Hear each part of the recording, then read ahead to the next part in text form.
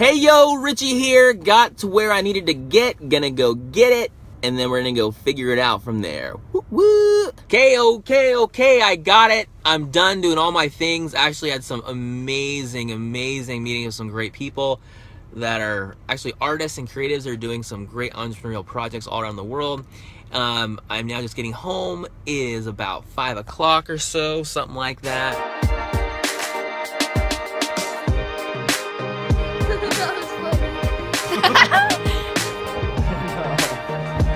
Hi. Wow. It's a lot of camera. Hey, so I'm home now. It's been kind of a wet evening. Today's actually kind of a sad day. We had 3 foster kids that lived with us for 2 years who we love with all of our heart, and they mean everything to us. And they left a year ago today. So whenever something kind of terrible happens, something that hurts, something that you grieve over, you feel it on these different anniversaries, and you also feel it random times. Something will remind you of them or of something, you know. So we've kind of gone through lots of weird ups and downs. My wife's brother passed away when he was 21 in his sleep. Our son passed away when he was only 76 days old, and you know, and then we have these babies that are out there in the world, and we don't know where they are, how they're doing. It's a hard thing, and there's probably some crazy stuff that's happened in your life too. And a couple things that have helped our family. It's not really about moving on, because people are a part of you. Situations become part of you. You don't have to define yourself by sadness, but you can learn from it. And so it's about moving forward and bringing them with you spiritually, mentally, living better because of those experiences. And those that are still around hopefully get a chance to meet up and be together again at some point, either in this life or the next, right? But what's most interesting is I was reading a grief pamphlet that said it's a tunnel, not a cave. And it meant, like, you're gonna be going through this dark place, but you're not gonna get stuck. It's a tunnel, you're gonna get through it. But I've shared that quote with people before, and one person added something like, yeah, but you have to keep walking. You have to keep walking. But, you know, sometimes you're gonna feel all the feels. I have a friend that's, their baby just passed away, and I was sharing with them. People are gonna say things. Instead of just saying, I'm so sorry, they're gonna try and say things to make you feel better, or try and compare it to their own life or to something else, and they don't get it. They're never gonna get it, and it's okay. They're going to offend you. They're gonna say offensive things, but just try not to be offended. Just understand that their intent is to try and help. Also, if you're feeling down, it's okay to feel down. Don't feel bad about feeling down. If you're going through some kind of tragedy or whatever, I am not a psychologist. I'm just someone who's experienced a bunch of junk. And I'm hoping that if you've experienced a bunch of junk, that maybe some of these ideas can help you. It's a tunnel, not a cave. Feel all the feels. It's okay to feel sad when you're sad. It's okay to feel happy when you're happy. Sometimes what's interesting when you're going through grief is that, you know, you feel sad and you feel down, but you're supposed to feel sad and down because something terrible happened. And then when you feel good for some reason, well, that rain's coming down pretty hard. When you feel good for some reason, you start feeling bad about feeling good for those moments, because you're like, I shouldn't be feeling good right now. So it's a weird animal. Nobody gets it. And just know that you're not alone. If you're ever feeling weird things, weird ideas, having weird situations, make sure you reach out to a professional, to a friend, to a parent, to someone that can help you and understand you. But in those moments of darkness where you're feeling alone, remember, it's a tunnel, not a cave. You will get through it. And for my babies, if you're out there somewhere, just know that Daddy loves you. And I look forward to the day that we see each other someday. We have no contact in the future. But if you're in a situation where you are a foster kid, or you've been a foster kid, I haven't, so I don't get that. I've just been, you know, a foster parent, and it's a crazy system. You should know that people all over the place, whether you realize it or not, care about you and love you, and to do your best to just kind of realize that despite all the challenges, despite all the hard things, that you will become someone amazing through these challenges as you look to take these trials or these tragedies and turn them into triumphs. And you should think and ask yourself this question. Instead of blaming everyone for all the junk that happens, start being thankful for the good things that are there. And you should also remember that you are your own person, that you will get through this. It will be okay. And you have an incredible, meaningful purpose in this life and this world. And so even in those dark moments, push through it. We have a friend who wanted to commit suicide recently. And we worked with him really, really hard on all kinds of things. But in those darkest moments, remember that sometimes you might really just kind of be out of your mind. You might not be understanding. And those moments where you feel the worst, you just take a moment to relax and realize that what's happening might not be as real as you imagine it to be. And to take a breather, 3 deep breaths, do your best to rest on it, talk to people, think it through, and be okay. Of course, reach out to any hotlines, suicide hotlines, depression hotlines that are out there. Talk to friends, family. You're not alone. But if you feel alone, ask yourself this question. If I weren't alone, what would I do? What would somebody say to me to help me? And maybe coach yourself through it if you can, if it's possible. But remember, it's a tunnel, not a cave. It's going to be okay. You're going to get through it. Everyone has horrible situations in life. Some way harder than others. And no one's going to understand it or get it, except for you.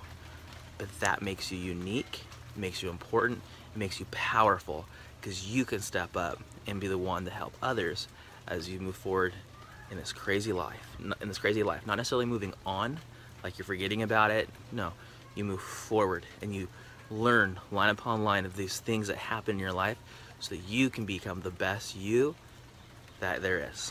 All right, guys.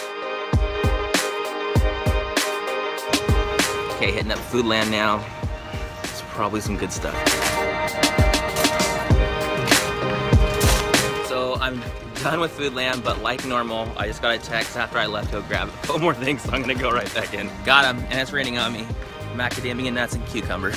I love you, Nat Nat. So it's about 8 o'clock at night, and the night is young. Are you watching Gilmore Girls? You know it.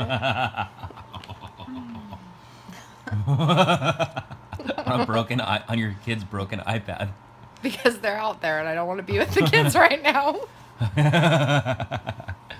I'm hiding in our room watching the Gilmore Girls. On a broken iPad that says error on it or something like that. And it's dark. That's why I have the light on. Are you okay in here? Are you okay? Oh, you can do whatever you want on grief days. So tell me, what should people do on grief days? Watch Gilmore Girls.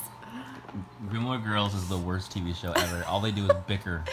Every time you come home and I'm watching the Gilmore Girls, you say, oh, those people are yelling at each other again. All they do is yell the whole time. Everybody's life is going to have hard stuff in it. And sometimes hard seems disproportionate to not hard, and sometimes not hard seems disproportionate to hard. It just depends on the season of life. And I think that one of the things that's really important to remember is that it's okay to be gentle with yourself. That's something that wasn't always easy for me. I was always really motivated and really...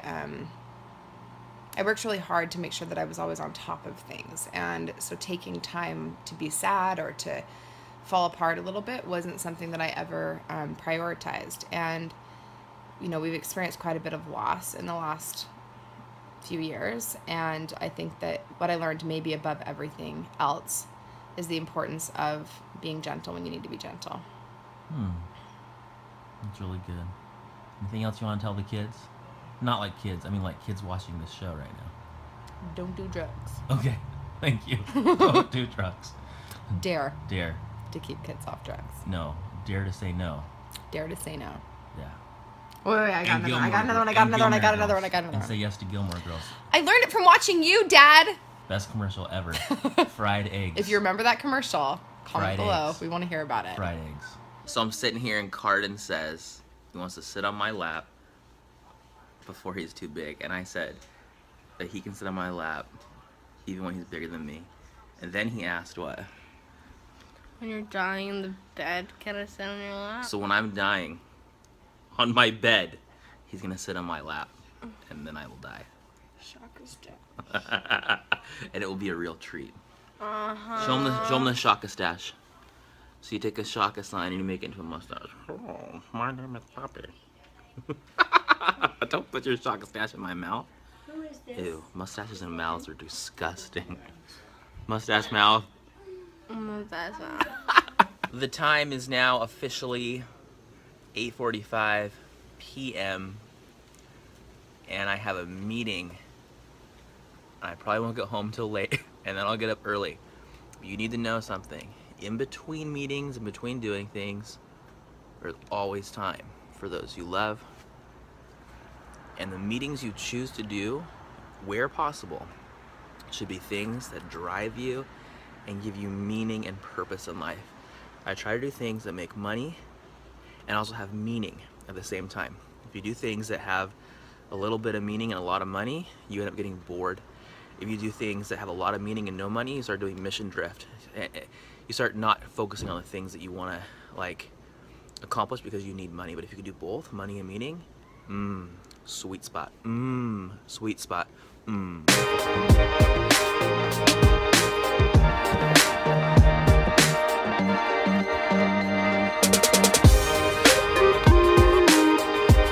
Okay, did it.